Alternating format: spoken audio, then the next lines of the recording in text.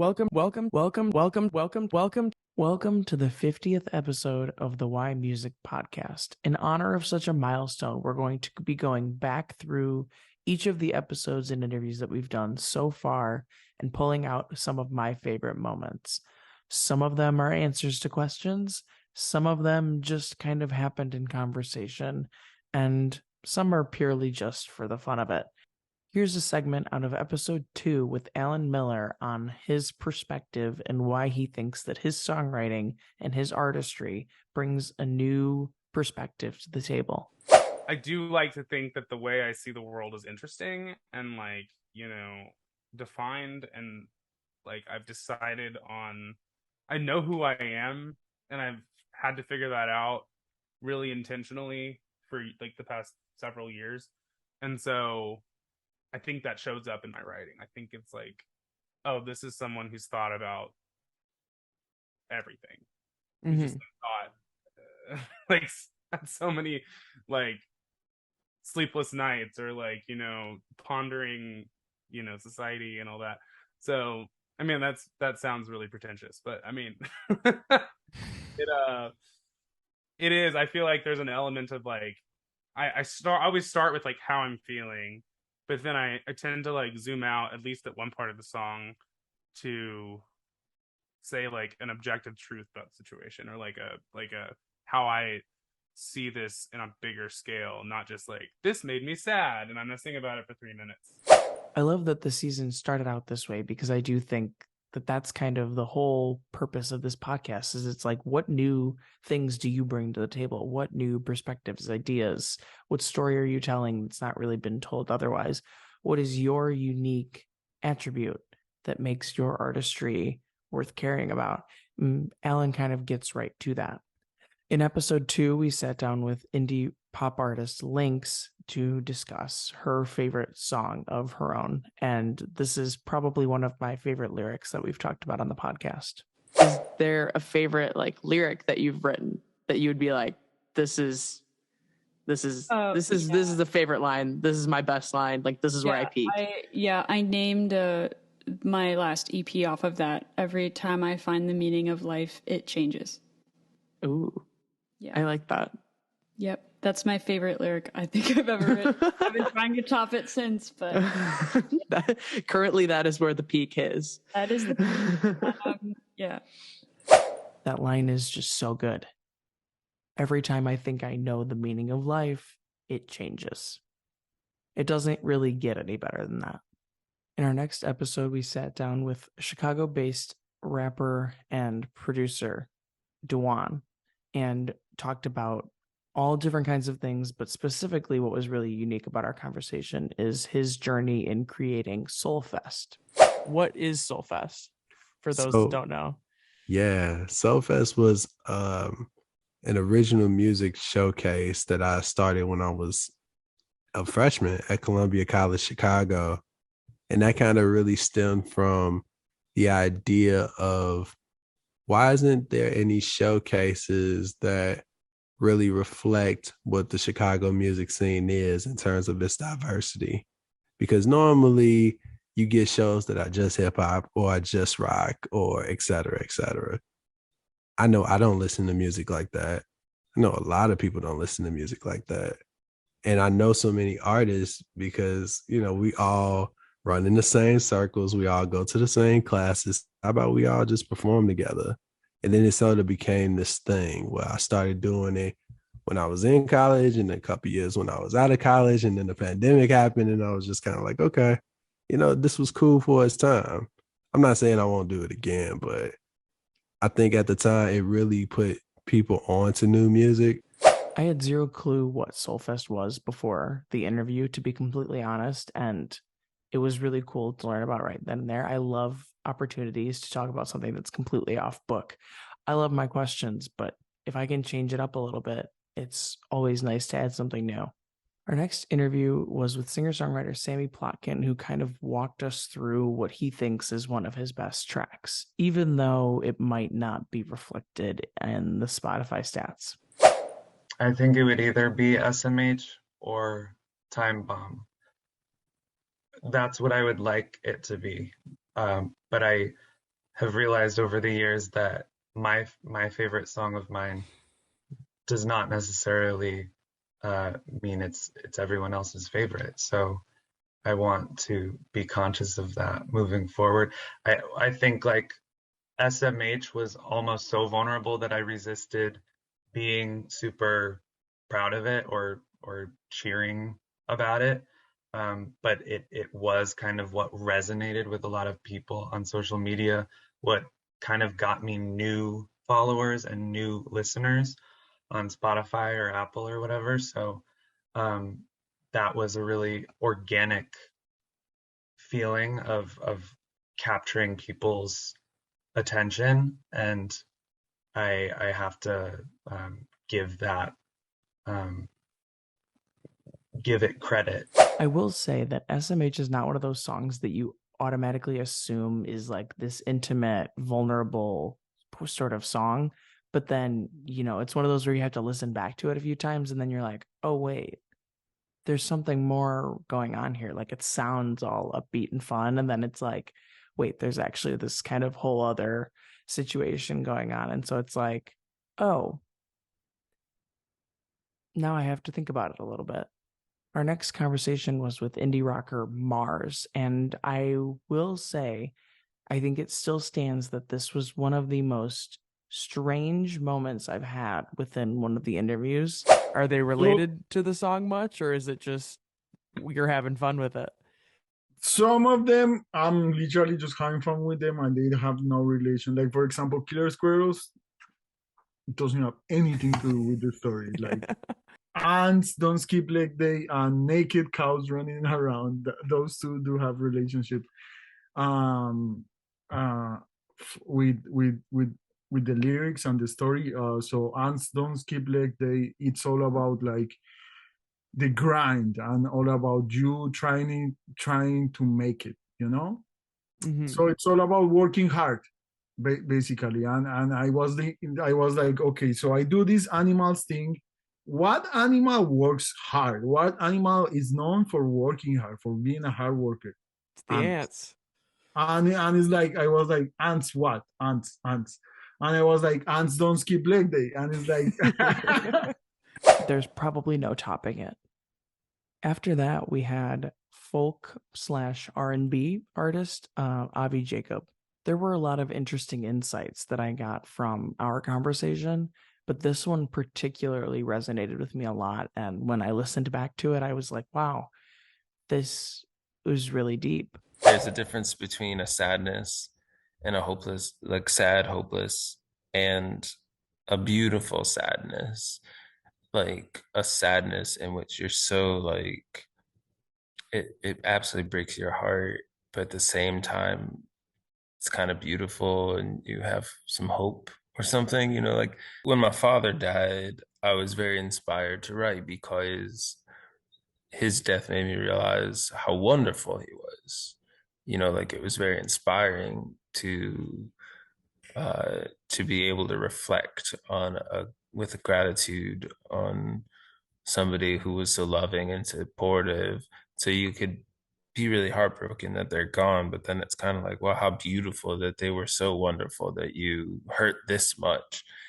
It's like one of those things that you don't always think about, having there be a positive twist to a word that has such a negative connotation. Like you think sadness and you think, oh, like that's not a fun experience. That's not a great way to feel, like, yes, everybody feels it from time to time, but it's like, it's not our favorite thing to experience.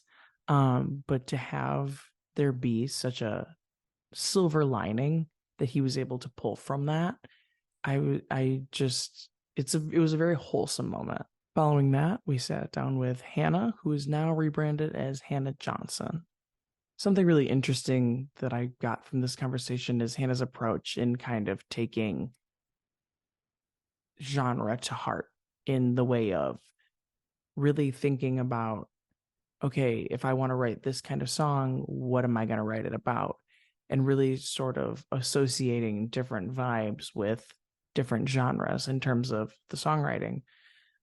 I'll let her say the rest, but it was just really kind of interesting to get a different perspective. I'd like to have a balance though, because I do recognize that not everyone wants to hear track after track of kind of, this same message. It comes from the same space, but if I'm writing more genre based music rather than, I pull from personal experience in everything that I do, obviously, but if I'm writing about something that I want more genre based, I'm probably going to be writing about love and relationships and how it is navigating through these situations with another individual, and I feel like that adds some more depth and variety to the music already, but still in a subject matter that I'm able to pull from those same roots and same experiences to highlight the topics that I'm talking about. I will say Hannah is a woman of her word. She did say that she was kind of going in more of an R&B direction with what she was doing next, and her most recent song, Gratitude, definitely stands by that, and it is a very simplified R&B, but in a Hannah way kind of vibe, and would recommend. Up next, we have Ella Bayer out of California. I love hearing these sorts of stories come from these songs and have it be these niche little moments to be like, I wrote this whole song around this one little spot in the timeline. The lyrics are, I put a lot of thought and work into the lyrics, and I love the concept of the song. It discusses like falling in love with someone because they like a specific artist. So the story is like, I was driving through the suburbs a year ago, last summer, with this one guy. And we would just like roll down the windows and play music and just go on a drive. And I put on a Sinatra song. And he knew all the lyrics to this old Frank Sinatra song. And I thought that in that moment, I was like, I'm in love with this man. Just based off of him singing along to Frank Sinatra. I was just like, oh my God, that's so cool. So, and I think that concept of like, that's something that people don't really talk about, is like you can fall for someone just because like they love something that reminds you of your childhood, or they were or something that, I don't know, that makes you know what I mean. It's songs like those that almost feel like they write themselves, in the way of, this one little thing happens and it turns itself into this song to really paint a different picture, but you wrote it not with the intention of painting that picture, but with the intention of telling that specific story. So instead of trying to paint that picture with a different story, or a story you have to kind of curate, the story just kind of molded itself, and you just had to kind of let it happen. Up next is Sadine Dasoum with probably the coolest name of all of the guests we've had so far. This is probably one of the most interesting stories that anybody told on the podcast, especially one that wasn't their own. But given the rest of the interview, this is very much in a nutshell moment of our entire conversation. My brand is me on steroids. So my music is very genuine, right? And I always remember this book. It's this Vietnam book. Basically, there's a character in it, and the narrator says, this guy will tell you that he ate 1,000 portions of chicken. And it might not be true. It might very obviously not be true. But to him, it felt like he ate 1,000 portions of chicken. And that's the same way it is to me, where, some of the details in my music didn't necessarily happen, but it's a genuine feeling that they did. I would have bet money that I would have never heard a Vietnam War story told on a music interview podcast like this was. And after that, we had Zach Thal. What I really appreciated about Zach is that he was the first to really bring the perspective of not somebody that's just an artist, but is also an engineer. And it shows in the way that he approaches music. I mean, he talks about it right here. How would you describe your music for somebody who's never heard it? hopefully good. No. I don't know. Yeah, I guess like indie pop rock um gets kind of inspired by I guess some like jazz elements in there a little bit as well. I guess I really like to pull from a lot of genres. I try to, there's definitely some that I like more than others, but I try to pull a little bit from everything, um, and use what I learn as an engineer working with a wide range of artists and incorporate that into my music. So hopefully there's a little something for everybody in there. Talk about a wholesome ending to a little story within the podcast. Like, there's a little something for everybody. Next, we have pop artist Zoe Gabrielle.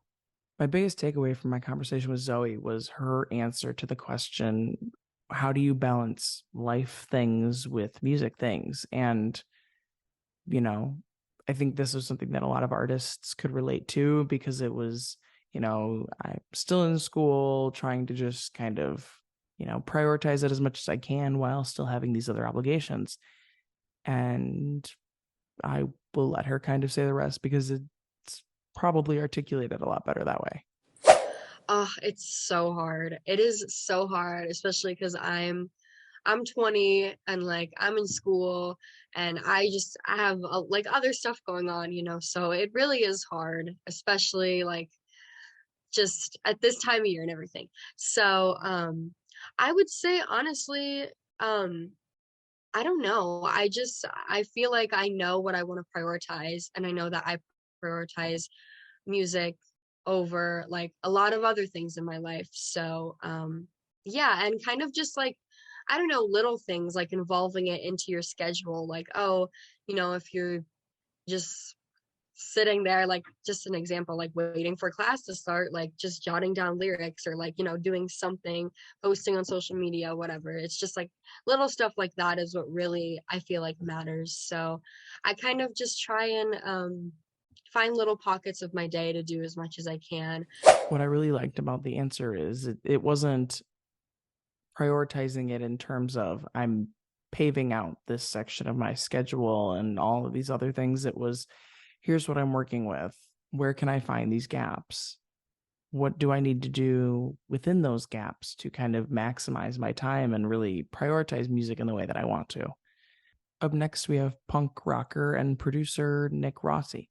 It's not often that you see independent artists dropping albums, but Nick did it, and it kind of just came together naturally in kind of all the ways. And the way that this part of that project kind of came together was just a really cool story. Is there a place that you take a lot of inspiration from, a theme you kind of find yourself writing about a lot? I found myself writing a lot about time, which is why, I ended up naming my album Time Heals All, because almost every single song has the theme of some sort of time in it. Because I think, time is one of those things that obviously is not going to slow down or change. And it's definitely an important thing. Just had that theme of time. I threw it in somewhere, not intentionally, it just kind of happened. And the album name actually came from the third track, which was Complete Now, featuring my buddy Jay Green. And he wrote that lyric in the song. It's the first lyric in the second verse. He says, Mama told me time heals all. And I was trying to come up with an album name, and I had a couple, but then I thought of that, and I was listening to the song, and I just immediately knew right there that was the name of the album. I mean, he has a point. Time's not really going anywhere. And the fact that he kind of named the album, I mean, I'm a sucker for an album that's not just named after one of the tracks. I always think it's cool when it's like you are wrapping up what the whole theme of the entire project is in whatever you're calling it, instead of just pulling a title off of one of your songs. But the way that he pulled it from a lyric of one of the songs is just really cool, especially because it wasn't one of his own. Getting closer and closer to the end of 2022, we sat down with artist Monty. What I love about getting to have conversations with artists that are relatively new is walking through the process of how they're kind of either currently still discovering or have already kind of started to find their sound. How would you describe your music for somebody who's never heard it? This is always a fun question. I'd say weird.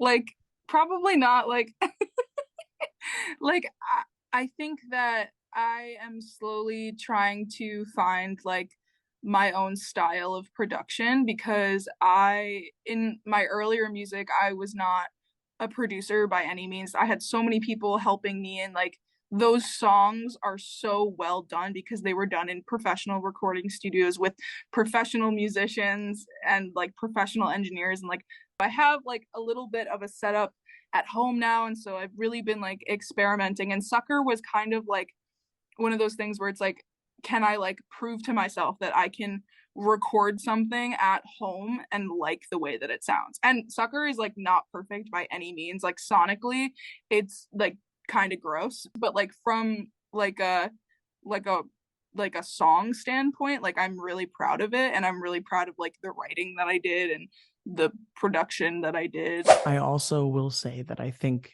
defining her sound as weird is rather fitting, not given that the music's really that weird, but it's just given her vibe and the music collectively, it's like there's no other way to put it better than that. And for our final interview of 2022, we sat down with Mac Ism. Again, like I said, I'm picking my favorite moments from all of these, and with this one, it was interesting because it was like, I don't really have an answer because, you know, I have a song for you depending on what your vibe is. And so it's like, basically like, hey, give me some like information and then here you go. Did actually get to an answer at some point, but he was the first one to really challenge my question of like, give me one song.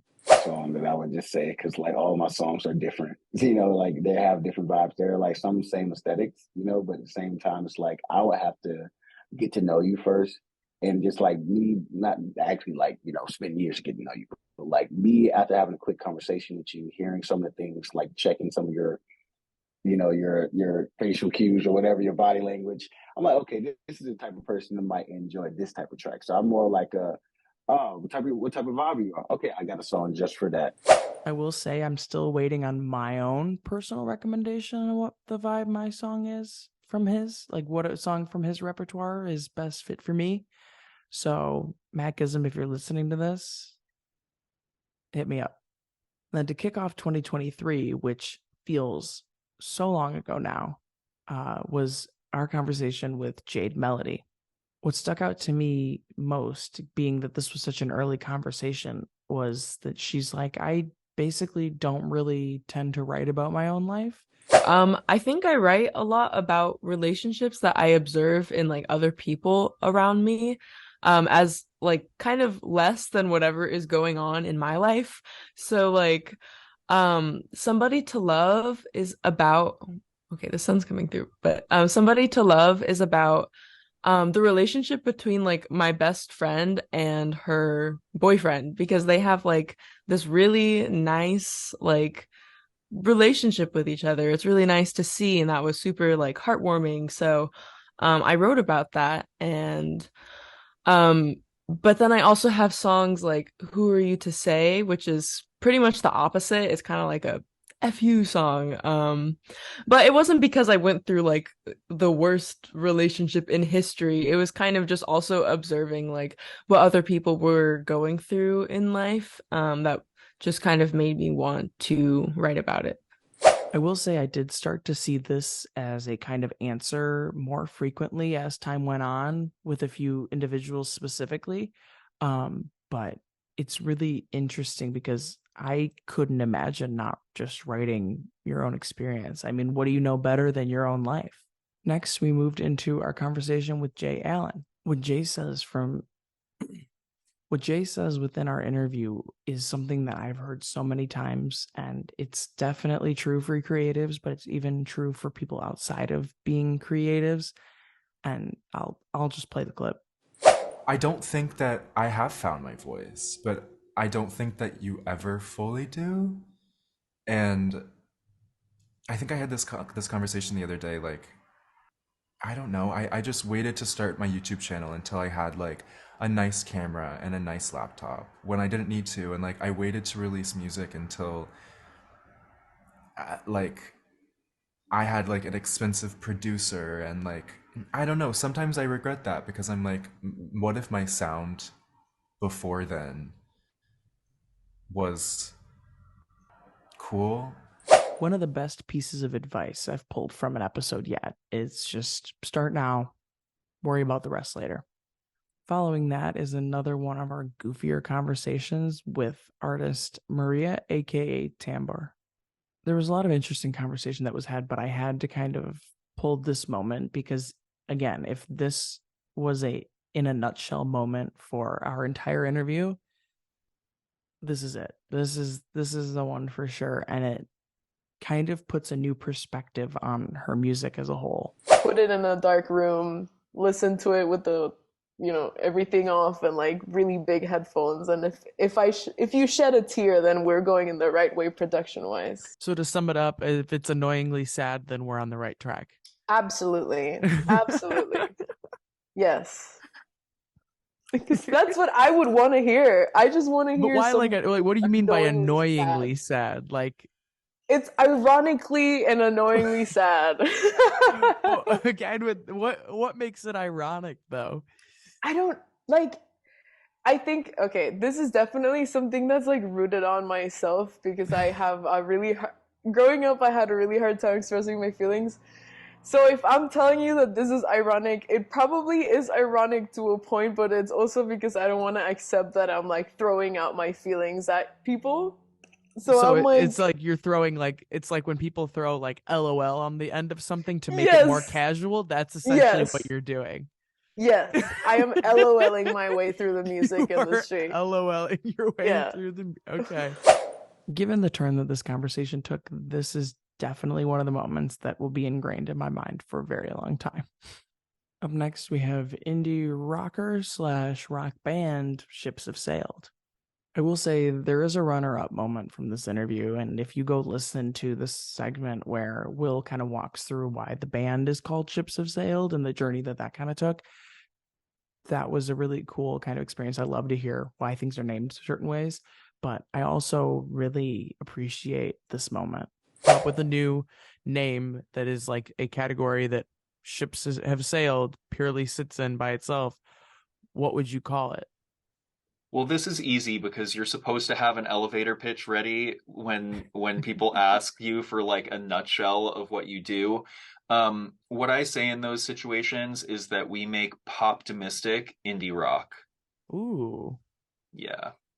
I mean, that kind of throws in a little bit of a flavor of the whole backstory to the name with also classifying it as like the genre that it like actually is a part of. Yeah. I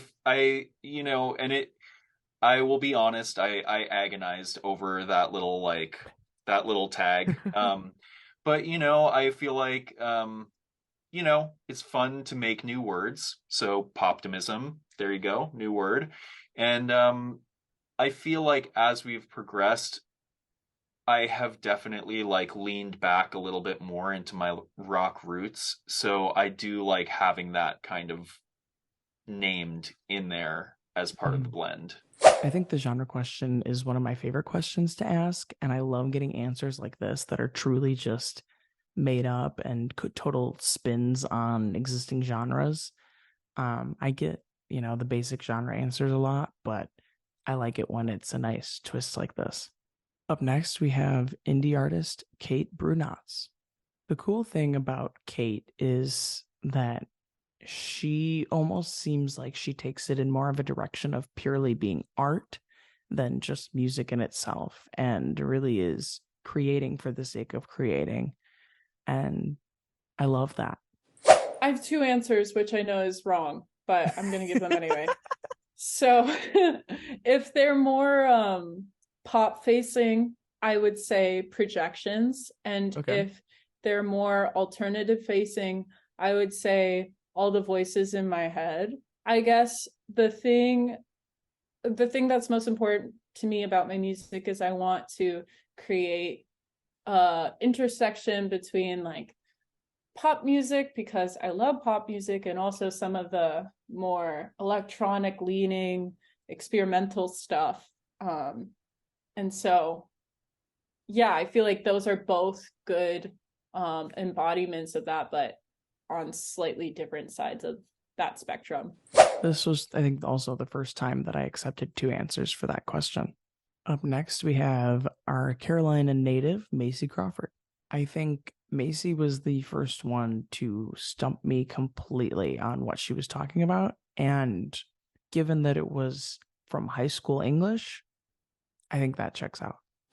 It's not a name, it's like a literary device. So in high school English class, I just remembered like the different things we were talking about. Like, there's one called like Deus Ex Machina. I probably pronounced that terribly wrong, but it means like God is the machine, and that's one of like those themes. Hamartia is another one. It means fatal flaw. So if you listen to the first track, which is Hamartia, it's kind of talking about what I see as my own fatal flaw, like perfectionism. And then it kind of explores all the other characters' fatal flaws. So like Eve and Electra, all those characters. And it's just kind of telling their story from the flawed perspective, if that makes sense. And as much as I had 0 clue what Hamartia or any of that was, the concept for that being an EP or even an album or a short album, whatever you call it, brilliant. To take this like literary idea and just create this entire project around it, brilliant. After that, we had our conversation with JM.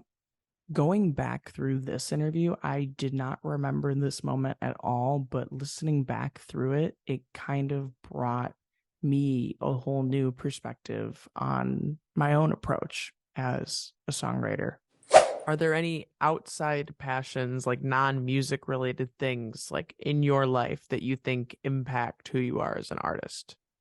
I think growing up in church and having kind of a sense of faith kind of forces me to look at myself in a more objective way and kind of be more introspective and kind of hold myself accountable, I guess. So that comes across in my songwriting when I'm kind of breaking down these things that happened to me that were bad, but also maybe kind of reflecting on how some of it may have been my fault or something I may have done differently, I guess. Again, I'm probably biased because I wrote all of these questions, but I think that that's also one of my favorite questions because it kind of makes you think, okay, this is what I'm doing, but what other things in my life that I'm also partaking in are feeding into like my main sort of pursuit? And this is a great example of that. After that, we had our interview with Irish native Drew Hall. And I think this was our first interview done overseas. Drew and I got into a lot of different cracks and crevices of songwriting and being an artist and all that. And it was one of the more artist and creative centric conversations that I've had. But his take on approaching songwriting is just awesome. Honestly, just what kind of stories are you telling a lot of the time? I always find that a really interesting question. So like my writing has always kind of been, I think everyone writes from experience to a degree, but like, whether or not the content is directly foretelling what you've done is mostly not the case. Like I think for me, what I write is like the feeling, I think, for lack of a better phrase, like you kind of just like catch a vibe of something and then you kind of just follow that through until you really have it. And I feel like that's where like the process comes in of like how well you can really perform that and really share that so that the experience is shared with other people. It's truly kind of a reference to songwriting being storytelling more than anything else. And then we have New York-based artist Karina. She was not the first one we had that came from a theater background, but her journey, given the COVID circumstances amongst everything else, kind of created an interesting path. Like graduating during a pandemic had something to do with it, because I lost personally that connection of being in a room with a bunch of people, showing them who I am, connecting with like their energy and them connecting with my energy. And then it all transitioned to self tapes, which was like, now you just kind of stand in your living room and like throw spaghetti at a wall and send in all these videos you don't know are going to be watched. You don't know like if you're too tall or your body's not the right size, or you have brown hair, they want someone with blonde hair. It's just all like these little things that never really added up for me. And I don't want to be told no. I want to work hard and put in the energy and the time. So I just wanted to take control into my own hands. And I feel like it's easier to promote myself and my own music than it is to get out there, play a character, and promote or try to, like convince people that you can do something. If you haven't noticed, I'm a sucker for a good story. I will also take this as an opportunity to let you know that there are 2 different playlists that we have made around this podcast, one of which is each of the songs that the artists have given as their one song and one song only answers. If you're a listener, you know the question I'm talking about. And then the other playlist is a playlist of my personal favorites from each of our guests. So both of them have a song from everybody. So both of them, you'll find something that you will, and both playlists, you'll find something that you like. But if you want to hear their picks or you want to hear my picks, the playlist links will be linked in the description. Moving on, we enter our first conversation with a non-singer, non-songwriter, DJ, producer, 2 Points. But I really enjoyed this one a lot, and I think this is one of the most rooted answers as far as the genre question goes. If you had to create a new genre around your style of music, what would you call it? I'd call it trap house. That's what I would call it. Okay. Why? Yeah. Because I would really want to take more elements of like trap beats and infuse them with house. So it would be, and that's what I've been trying to experiment with. I haven't had, unfortunately, it hasn't been to my liking yet of what I've been trying to do with it.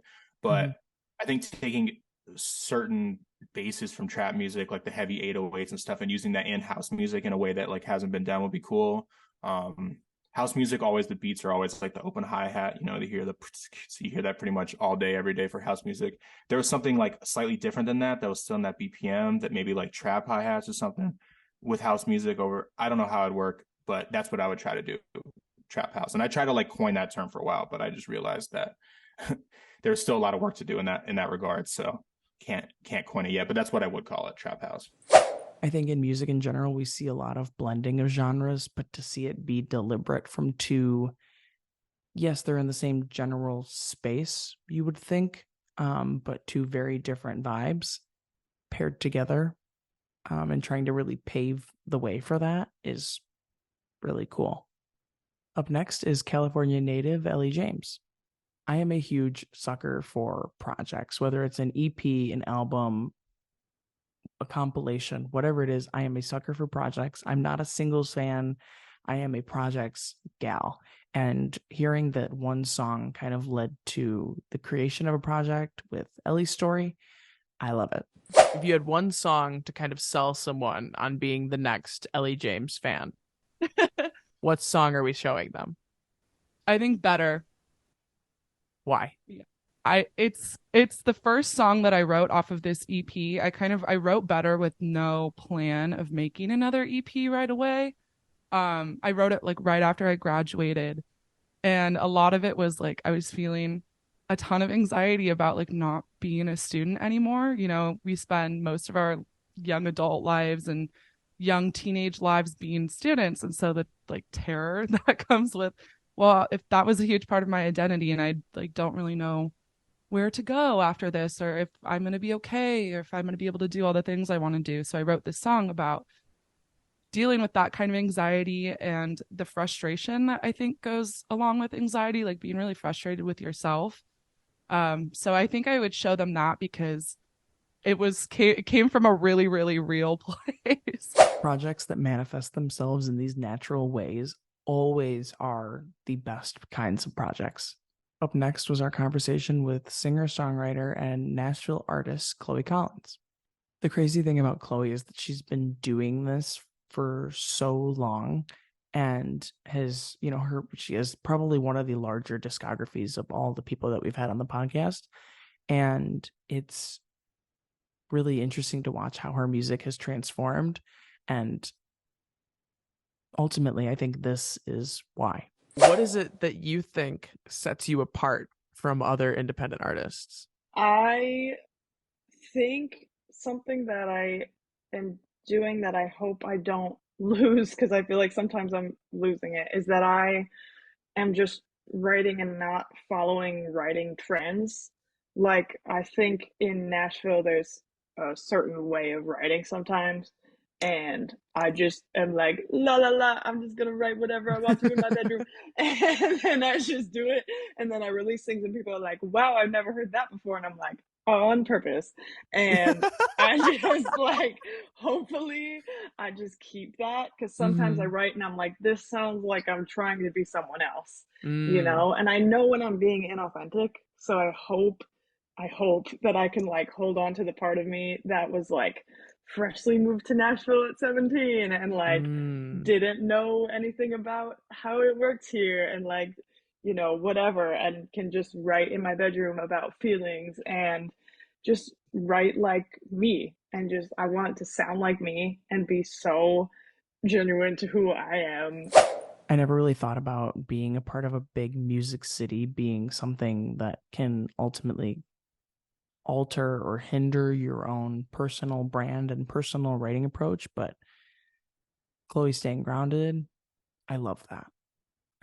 I'm huge about branding, so I love a nice stay at home, let's do my thing vibe. Our next conversation was with Sarah Leitner. The way that Sarah kind of painted the picture for this song just made it really tangible and really relatable, I think. This song is literally about taking off the things that I thought were me and weren't me, and then becoming like wholly myself because of it. Rebuilding identity is a thing that we probably go through so many times in our life. But what's so interesting is like at the core of it, we're always that substance is solid and secure, and it's always been there the whole time. We just have to find it, I feel like. So it's like when we uncover ourselves and get off all the crap, I like to compare it to like old clothes, or like clothes that maybe were given to us and we didn't ask for it, but like somehow we're like, wait, why am I wearing this? Like I didn't ask for this. I will say the song definitely lives up to the story. It paints the same kind of picture, and it's great. Our next conversation was with producer Ian Kills. Fun fact, Ian and I actually graduated college together, and when he asked to come on the podcast, I already knew that it was going to be one of our longest, if not our longest interview, just based on our conversations. And this is definitely knowing him personally, this is definitely Ian in a nutshell. Impacts who you are as an artist. Skateboarding.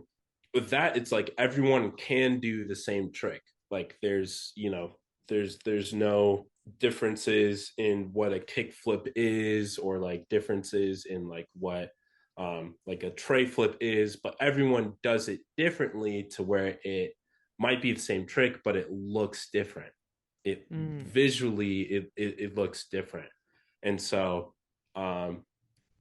having that kind of like ground me as well, to not being some avant-garde, like I'm just messing with how to, you know, blow up my computer, like what my computer can handle. It's more of like, okay, like if other artists are doing that, how can I do what they're doing, but still find a way of putting my expression onto it? Again, I love the passion question. I think this was probably one of the most creative answers we got for it, and the most thought out. And it, you know, answers like that really make you think, how are these outside things linked to the main thing that I'm doing? Moving on to our next conversation with producer, also my producer, Christian Clark. I think Christian gives Chloe a run for her money when it comes to the deepest discography, because Christian has been making music for a decade plus now, and has taken his songs in so many different directions. So this and this kind of sheds light on why his discography covers such a wide genre base. Why would you take a song and turn it acoustic pop versus turning it into something more like electronic? Like, what kind of drives the direction the production takes? It's one of my, you know, recent songs that's not out yet, but as an example, you know, this one idea, you know, was just a voice memo of just my acoustic guitar and my voice. And from that, you know, I think that based on the energy that it had, or the kind of the message that it has, kind of determines what direction I want to take it in. I guess my mind fills in the blanks before, like my subconscious mind fills in the blanks before my conscious mind does sometimes. And so I heard the song in my head being performed a certain way, and that happened to be a very upbeat, energetic, you know, wide and full production, you know, with pop rock, and you know, some little bit of grit. And I don't know, I guess my point is that it's hard to describe sometimes how I decide to take a certain song in a certain direction. And I guess I wish it were more intentional, so I could explain that. But my point is that sometimes it's just whatever the song wants to be, that's what it is. As much as I am a huge branding person, I am definitely a fan of experimentation and just kind of letting the song become whatever it is to become, because that is, you know, the best art happens naturally. After that, we sat down with Illinois native Jenny Scara. Also a fun fact, Jenny and I played club soccer at the same club for 2-ish years, and so I've known Jenny since middle school. When I started asking the create the listening scenario question, I started to get a lot, if not all, people giving the answer of in the car. But I think this kind of paints music in the car in a new light. Personally, I love to be inside of the song. Like, I like to be able to hear. I don't know how to describe it, but basically I like to sit inside the song, and I can like see all the different parts happening in my head, but I have to like hear it. Like, I have to go to different spots in my head to hear the different sounds. And that always works best in the car. So I feel like a car with a good stereo is like, I love listening. And that's probably because I grew up listening to music in the car with my dad, but I love listening to music in the car. I'm still working on trying to achieve what it really means to get inside of the song, so I might have to get some tips. Next on deck is indie artist Plant Dad. This was the first time that I heard really anybody reference their atmosphere and community in such a way as it pertains to who they are as artists? Outside passion. I love community engagement. I love like making communities in Baltimore. Just because I feel like there's so many different talent in Baltimore, but like, like and I think that like it's such a quirky city. Yeah, I think like my passion is really like building a community, fostering like, like scenes in Baltimore. So I love curating shows. I think that's what really shapes my music is that like I love, and that's what it is, like community engagement. I love collaborating on songs.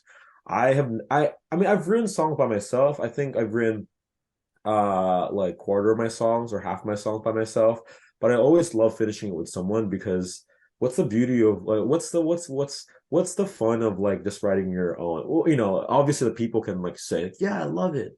But for me, I love like collaborating so much because I think they give a new flavor. I think regardless of whether Baltimore is that big of a music city or that has that big of a music scene, I think there's something to be said about what Planted says here is, being independent, we kind of need that community. We kind of need that collaboration. And that's kind of what music is really all about. And from there, we move into our conversation with Nashville based but Ohio native Adam Paddock. Probably one of my favorite conversations yet, just because Adam has just an infectious energy. But what he says here is something that I've been thinking about for however many weeks since our interview. In my opinion, or from my interpretation from one of her songs, the greatest movies of all time were never written. I think, or were never done. I think that the greatest music of all time will never be the most visible.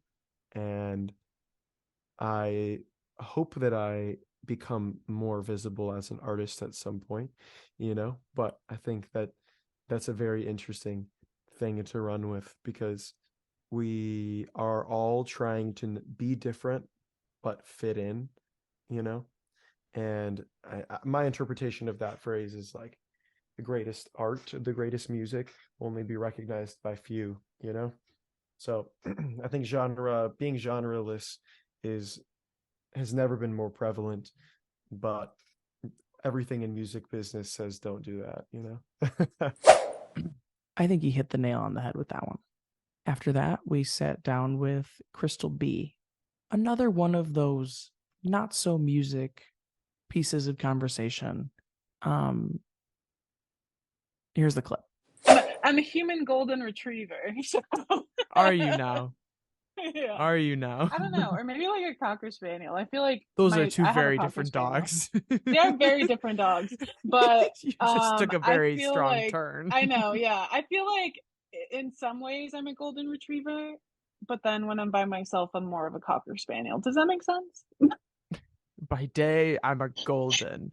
By night, Cocker Spaniel. In groups, I'm a golden retriever. When you? I'm at home, I'm a Cocker Spaniel. I think that's the first time we talked about dogs on the podcast. Who knows if it'll be the last? But being that Crystal and I are friends, this checks out. Our next conversation was with producer Cold Brew. There were lots of interesting points within this podcast, and it's very fitting to who Cold Brew seems to be as a person and as an artist. But I think this is the one that is most deeply ingrained in my mind. Like, I think from a producer perspective, more people need to listen to country music. And that's my hot take of the podcast. Wow. And I don't really like country music that much. But I think anybody who's like, I like everything except country, I'm like, shut up. Because do you eat McDonald's? Yes, then you should listen to country. That's my opinion. It is the perfect product. Everything from the beginning to the end is masterfully put together. The songwriting is tight. It might be like pretty lame or whatever, but it's like perfectly written. There are no mistakes in the songwriting, if that makes any sense. It is perfectly mixed and engineered in the most expensive studios in Nashville, and it is performed by pretty good singers, and all the marketing and the production of it is all top notch. You know, I don't know how I got on this. Sorry. I think this is the first time someone who doesn't listen to country music has come on here and been extremely passionate about country music. Our next conversation was with our youngest guest yet, 16-year-old Rachel Dara from Canada. Being that she is such a young artist, I really loved this moment because it shows that she's just still kind of finding her way, experimenting with different sounds, all those good things. Two songs that come to mind. There's this one song that I wrote like very recently that's just, you know, it's pop but on the guitar, and I've never done that. When I write pop songs, I stick to pop, but I kind of mixed genres with that song, and I love doing that through my music. And I think that one song is the best representation of me kind of swimming through genres, I like to call it. I can't even imagine having her sort of perspective on things in that way at that age. So I am very much looking forward to what she does in the next few years. Our next interview was with now Nashville-based Daisy. I say this in the clip, but I will iterate it again. One of the questions in the podcast is purely written because of what Daisy says here. It was written from day one because of this conversation right here. If you had to create a new genre around your style of music, what would it be called? Cool. You are the reason this question exists. So I need to know the Petty Pop story now. All right. Well, the funny thing is like the Petty Pop kind of became it was created on accident, but it was like a happy accident that I don't think I even realized what I don't remember the moment that I was like, my genre is Petty Pop, but I was working on a certain song called Wish I Was Cool. And it's definitely my pettiest song. Like, it's pretty petty. And it's petty in the sense that it's like, all right, like, are we talking about this still? And I'm like, yeah, we're talking about this still. And I think, yeah, and I was just like, kept joking about the fact that I knew this was so petty. And actually, in the song, I love a good talking moment in a song because I am a Taylor Swift fan, and Taylor Swift loves a good talking moment in a bridge. And there's a moment at the end of the bridge, I'm like, did that sound petty or something like that? And so when I was working on that song, I think I just I don't remember like the first time it happened where I was like, oh, I'm Petty Pop, but I just started using that phrase like Petty Pop, Petty Pop. Petty Pop shaped the podcast. Our next conversation was with indie Baroque rock artist Sequoia Waring. Now, this one is music related, but it is still one of the weirdest bits of conversation I've had in all 48 episodes. Not sure where this is going to go, but if you had to kind of indicate your music as like a meal, what do you put on that plate? That's interesting. Okay.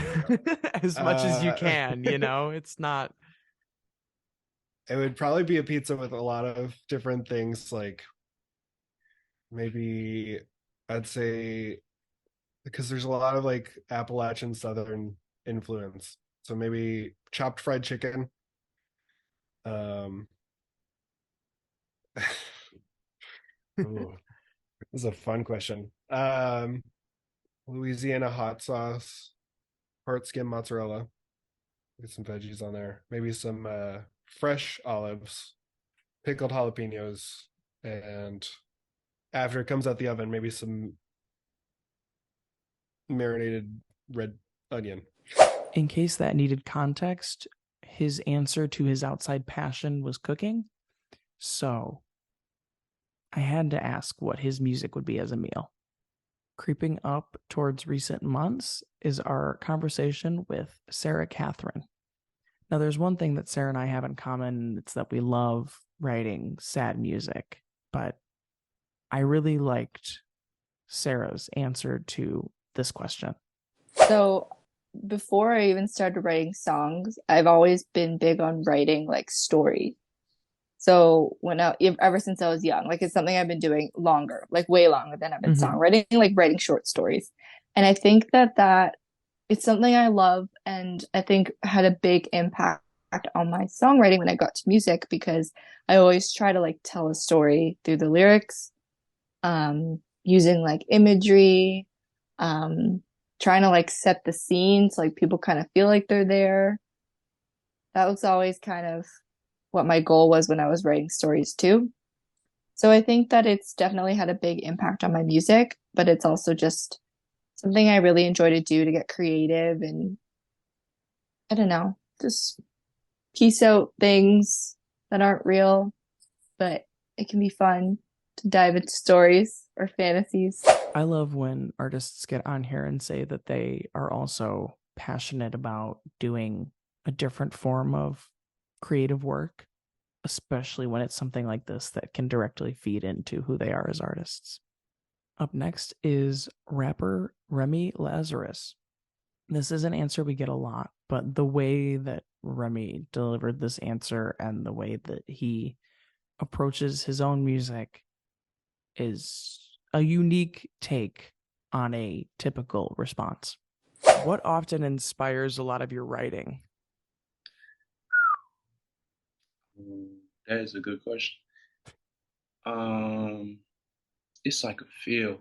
It's like a feeling that I get, honestly. Like I can be, if I hear something or if I think of something or if I just feel something, I'll just whip out my notepad and just start typing. Like I don't even have, sometimes I write entire verses and entire songs without even hearing a beat. Like I'll just go to the studio and talk to one of my producers and be like, this is what I wrote. Let's construct a beat around this. It's just like an ultimate feeling that I get. Like I got to get this out right now or it's never going to come out. So I write in the airport. I can write right now, and you may not even be knowing it. I could be writing on the side. I can write anywhere. True. Like it's just a certain feeling that I get where I got to get this out right now, or it's just never going to come out. I will say this was definitely one of the inspiring interviews.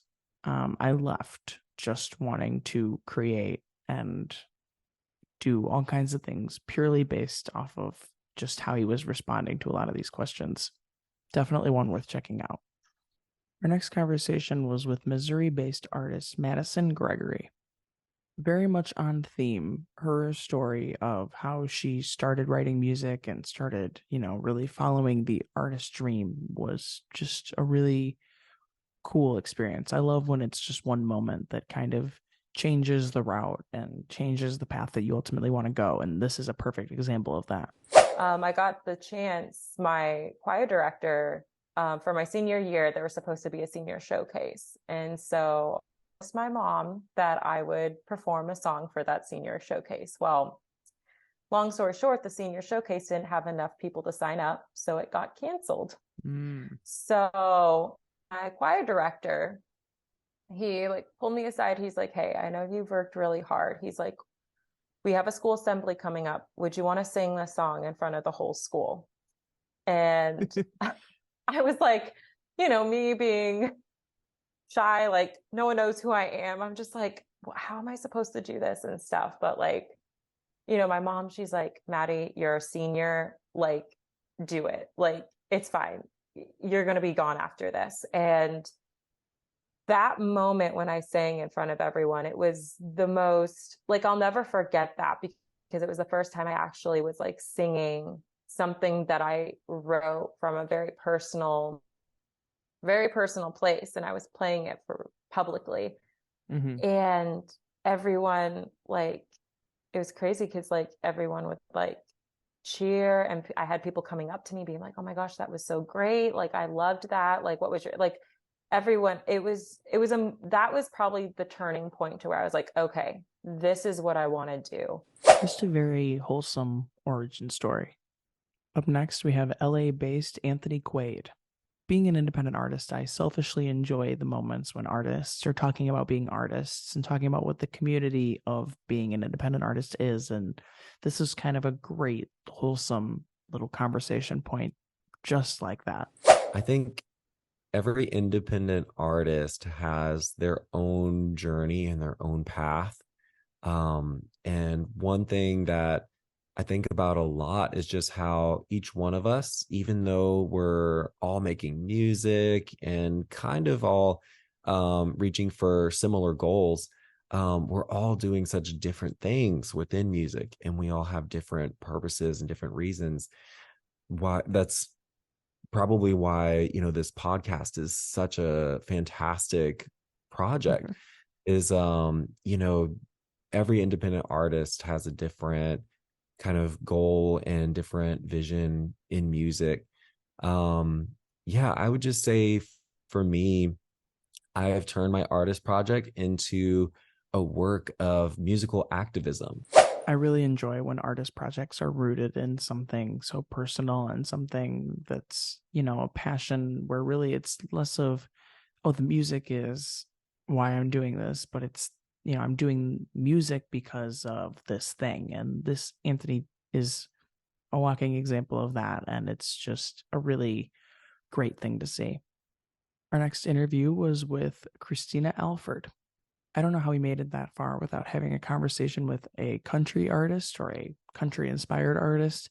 But Christina makes a great point about creativity and the grind and the process that goes into all of it.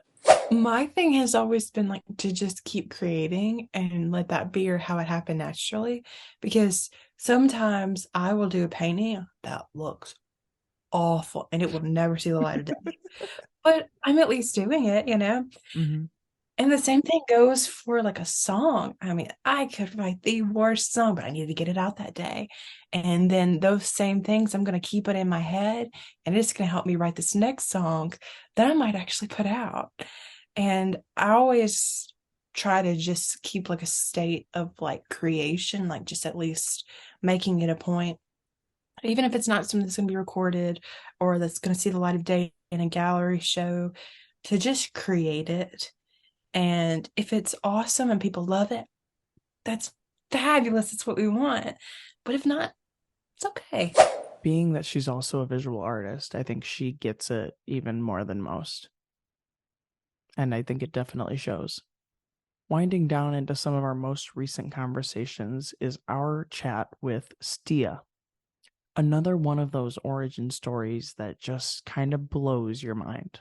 Yeah, and my journey is definitely one of the more unique ones. I started writing music 4 years ago because I unfortunately experienced my house burning down. So what happened was the fire happened, we were displaced, and I felt like I had watched every show. It's like, okay, I've read every book. It's like, what else can I do? You know, like to just pass the time. I mean, you're like, what's going on? Like we survived this horrible experience, and I just started writing songs, and they were kind of bad. And then after a few tries, I wrote my first single. Reflecting back on a lot of the interviews, there's been a lot of people that have their turning point being in COVID. Like, oh, I started writing music in COVID, or, you know, COVID shutting everything down gave me a lot of time to work on the music. But Stia kind of had her own COVID pre-COVID. Our next interview was new to the scene, Elizabeth Ann. Another one of those cases where the music is really just a means for the message. I really enjoy my latest release, Empty Apologies, because it's kind of sonically a new sound for me, because it is more like pop punk rock type vibes. But I think Quarter Life Crisis lyrically is kind of the embodiment of like who I am and who kind of what I stand for, in terms of we don't always know what's happening in our lives, and that's okay. And sometimes we just need someone there to understand and not necessarily give us advice, but just to be like, yeah, like that does suck, or like, yeah, that's awesome. And I feel like Quarter Life Crisis is such a good representation of that.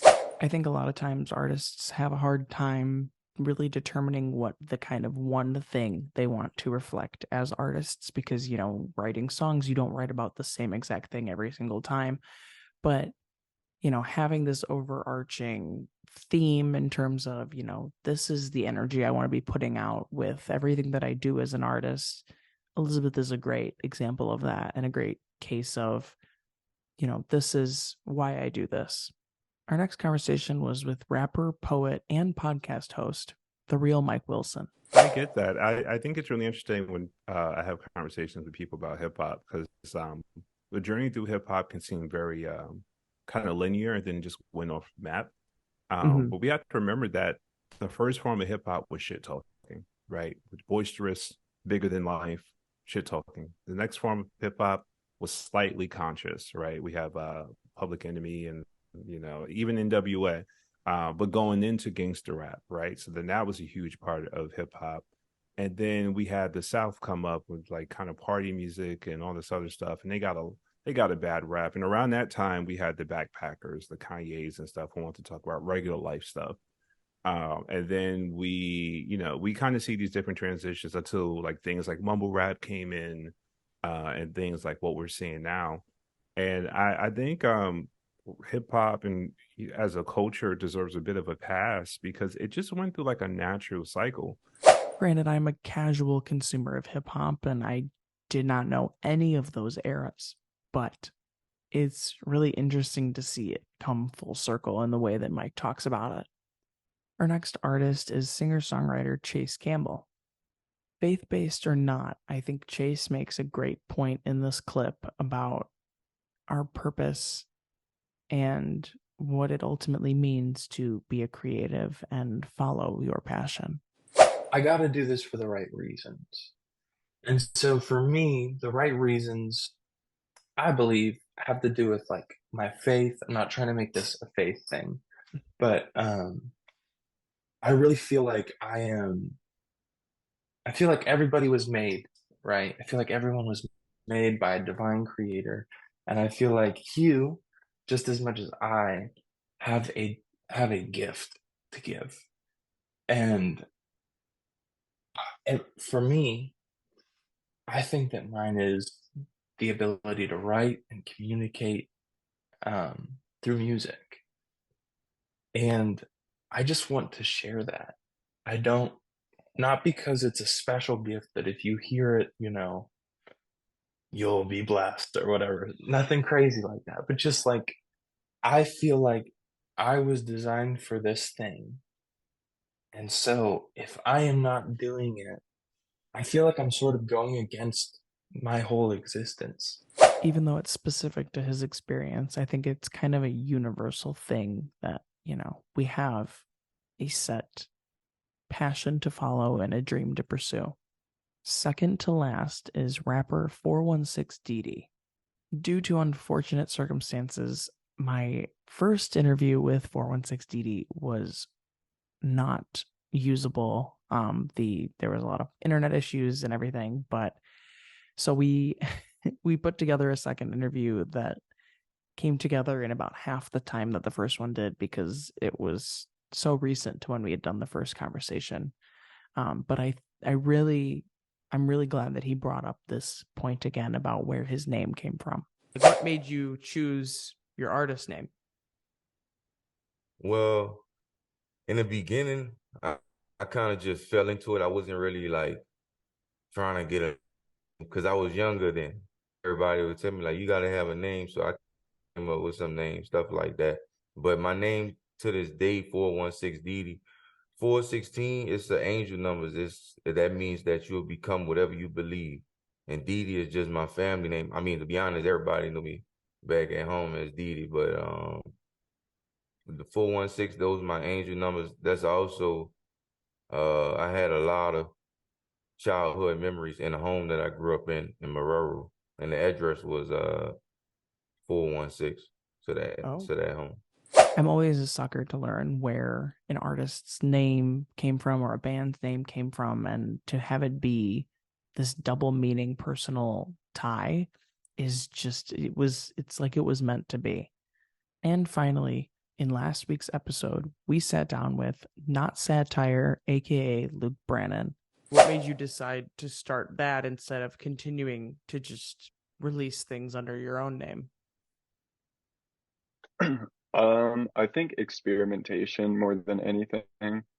I had seen kind of like how the Spotify algorithm worked with my other project, and I wanted to see if I could game it with a new project.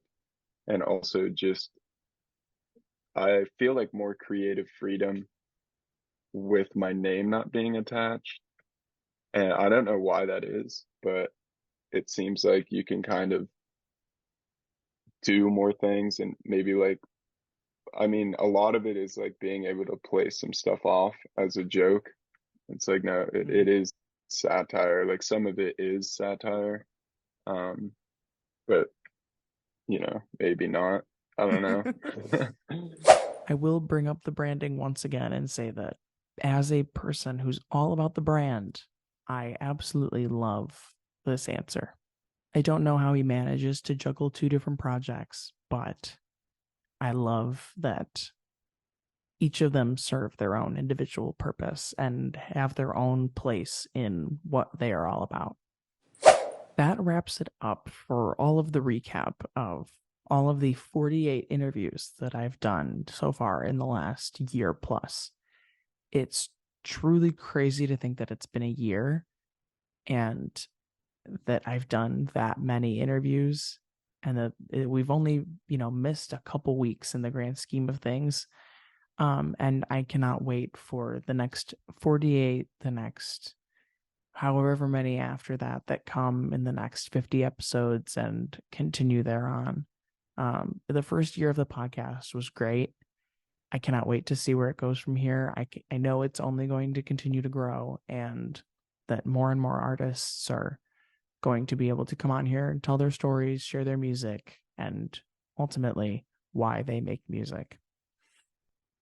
Next week, we will kick off our second season with episode 51.